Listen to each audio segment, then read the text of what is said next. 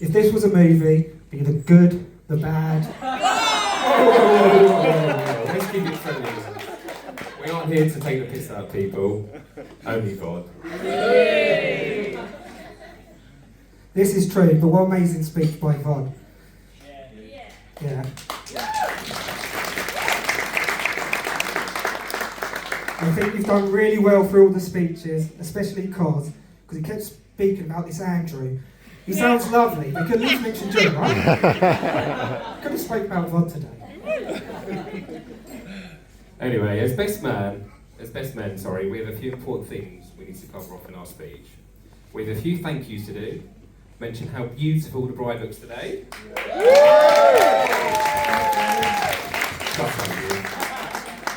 You've got your time coming. And share a few stories about Vod, not Andrew. I've known Vod since I was 5 years old, before people even called him Vod. There are so many stories I could talk to you about. Of course, some are not suitable for today though. There was the lad's trip to Las Vegas, where he didn't get on the plane. There was Lee's stag do in Munich, where he didn't get on the plane. Oh, and there was also a holiday on Ibiza, where he didn't get on the plane. So a lot of plane stories, or non-plane stories, it actually turns out. So as you can tell, Vod is a bit of a pussy when it comes to flying. So sadly, Jodee, this does mean no exotic honeymoon planned, but a holiday in Wales, I assume. As when I asked Vod what he was going to do after the wedding, he said he's going to bang her for a week.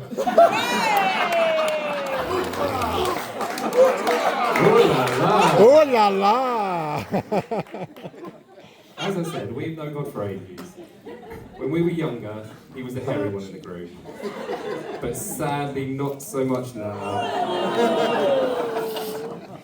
But here we are today, and I want to truly thank Jodee and Vod for inviting us here, and everyone here to be part of your special day. You can tell everyone is having an amazing day so far, and we all look forward to having more drinks to celebrate, and a boogie with you later on. I'm sure today will be emotional for many. Although, like someone said earlier in another speech, Vod isn't that much of an emotional person, mind you. He even decided against a wedding cake today, as he knew it'd be in tears. Get it? Do you get it? Levels, Vod, levels. But I think everyone can agree Jodee looks absolutely gorgeous.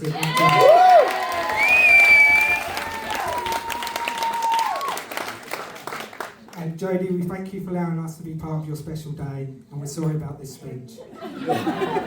I did also want to share the story about how you two met, because it is a classic tale of love and chance encounter. But I can't confirm this is true, because none of Vod's close friends were actually there, which goes to show you what you could achieve if we weren't holding you back. Jodee. Yeah. You make a beautiful bride. And also very lucky to have such amazing bridesmaids. Yeah, you do! I'll come back to you in a minute, give me a chance. They also all look stunning, so please, another round of applause for Anna, Lindsay, and Joanna. Of course, one other bloke here looks amazing too. He's looking very smart. He's looking very smart and dapper in his suit, dark and handsome as always. A Greek-looking god, you could say. So a round of applause for George Vod!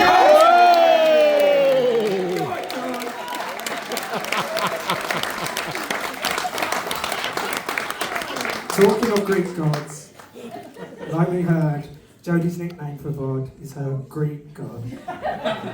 He's only half Greek. So he should be a demigod, if anything. Though I thought I would check to see which Greek god Vod is most like. It isn't Zeus. It's a lesser known god called Prometheus. One of the Titans who hides his intellectual side, but is a supreme trickster and god of fire. Andrew, I smell smoke! Andrew! Very nice, that one. We'll explain that to everyone a bit later on. Actually, this is a good point. Don't listen to Cos, because we have had silly questions, like he said. The first dance is not Zorba the Greek. We're not drinking ouzo. And after meal, like he said, do not smash the plates. They're very expensive. And Vod has put a deposit down. These stereotypes are very offensive, actually. And he's only half Greek. We just spoke about that. And Jodee, she's lucky she have a little Greek in her later as well. Hey! Oh la la! A very little Greek. I had an itch on my head. Whoppa! Oh la la! Oh la la! Hoppa!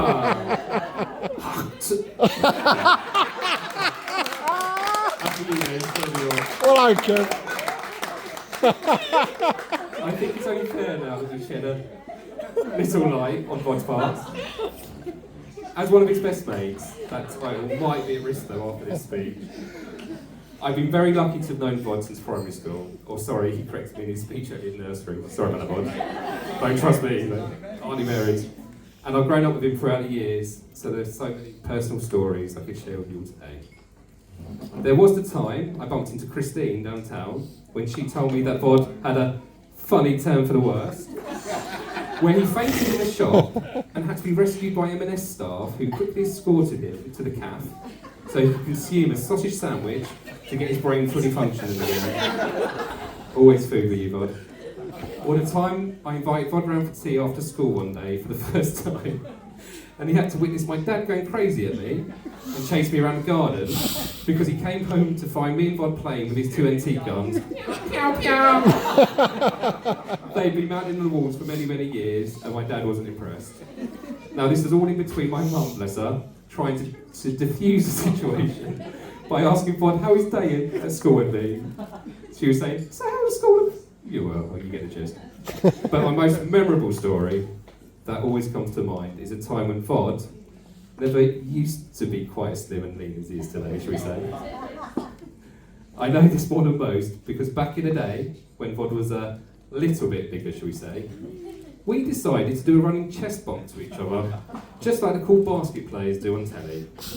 Worst decision of my life.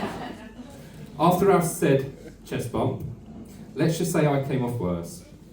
Vod didn't move or budge one bit, but I, on the other hand, was rebounded back halfway across the room, fell and landed awkwardly, which resulted in a fully broken wrist. Nothing compared to you to say though, so that's fine. I did that bit in just for you. To further compound my woes, after I told Vod, not Andrew, I think he's just broken my wrist, he proceeded to grab my wrist, shake it about for a bit, and tell me, nah, I think it's fine, mate. Don't know where the Cockney accent came from there. But yeah. Now fast forward to Monday morning, when I next saw Vod at school, and he was quite surprised to see me in a full cast. So no, it wasn't fine, Vod, but great chest bump though. If you forgive me for this speech today, I will finally forgive you for breaking my wrist. Is that a deal? I haven't finished though, Vod, you shouldn't have done that. I do have to say though, Vod, just how lucky you are. You will leave here today with an amazing wife. She's warm, she's loving, she's caring. And Jodes, just how lucky you are as well.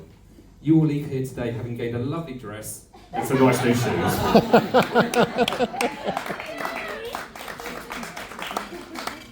So ladies and gentlemen, let's do take a moment to appreciate just how lucky Vod is. Me as a friend for 30 years, what a lucky man. Unlike Kev, as Vod said, we met a bit later, so I went to different primary school with different halves a year at Longdean. I think Vod's parents were a little bit disappointed when he started hanging around with a Cockney who went like me. I'm not saying that they didn't like me, but one time, Vod's dad picked me and Vod up from my sixth form party, offered me a lift home, so I left all my friends, got in the car. He dropped me further away than I started, by myself. Alone. And then there's Chris and Colin, Vod's lovely mum and stepdad. According to Vod, I wasn't allowed in the family front room. Especially when their parents were there. So if we did ever go in there when they weren't, I had to damn sure make sure the cushions were plucked up. If I left them dead, I don't know if this is true or Vod's OCD, but this is true. This is true. But how did this beautiful friendship start? One Friday at school, in a place called the 90s. I was 11, and a friend from school called Adam. We arranged to play cricket that Saturday. And this was before mobile phones, so you just had to hope your friend was where you agreed to meet them. So anyway, I turned up and I brought a dog-chewed tennis ball. My friend brought a well-used cricket bat. And when I turned up, Adam said, "I've invited Vod from school." I thought, who or what the hell is Vod? Anyway, about 10 minutes later, this car pulls up and out steps this mini Beppe DeMarco looker. This kid opened his mum's boot to reveal a full-size cricket bag. I'm talking, he had pads, gloves, hat, even a cricket box, extra small. And he was dressed head to toe in white. Not toga, in the cricket gear. He was in the full cricket gear. And I thought, what a knob. I thought, yeah, what a knob. I bet he's good at cricket. Spoiler alert, I was wrong. First ball, he was out for a duck. I quickly learned Vod had all the gear, but no idea. About 30 minutes later playing cricket, because we didn't really like cricket, but we couldn't leave because Vod had brought a suitcase full of cricket gear. So over the coming weeks I'd bump into Vod at school in the corridors and we started to chat and become friends. Though for the first year, he kept mixing me up with a boy called Scott Ensby. I know we're both good looking, but come on. Well Vod, I bet you wish Scott was here now. You picked the wrong mate, but at least you picked the perfect wife.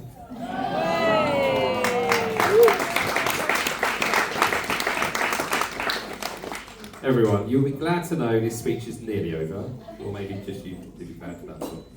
Jodie, if these last 10 minutes have felt a little underwhelming though, just you wait until this evening because... Jesus Christ. But I believe me and Waz have successfully achieved our goals today. We've given thanks to the newlyweds for our invitations and involvement in your special day. Tick. We've shared some insight into Vod/Andy/Andrew, I smell smoke, /Volgatron's personality mystery. Volgatron. Before he now focuses on their lovely family and their long future together with the adorable Isla and Jamie. Woo.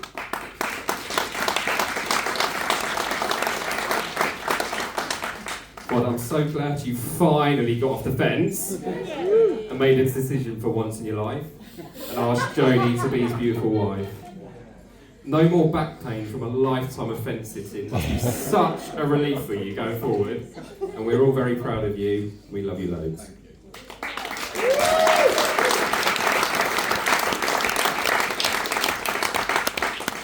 Myself, Kev, Sue and Ryan, we're so honoured, Vod, that you asked us to be part of your wedding.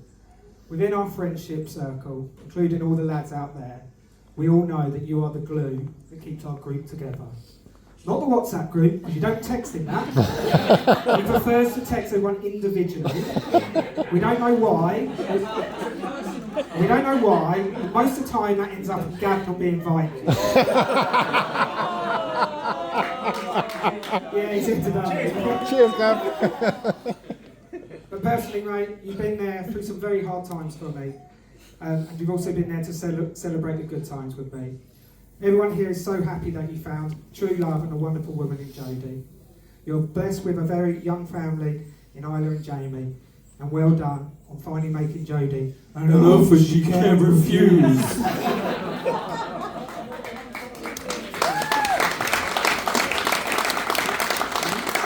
Now that was our amazing impression of Don Corleone from The Godfather. I didn't tell her that, it was obvious. Now, true fact, that impression took me and was longer to perfect than it did to write this entire speech together today. Now, as most of you know, Vod loves nothing more than a good gangster movie.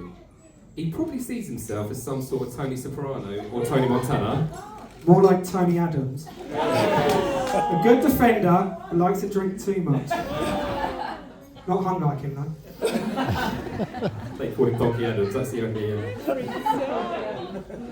Now that's it folks. We've just got a toast to do now. So we're again so happy for you both and your families. that you two are now formally joined together as husband and wife. So, can everybody please be upstanding?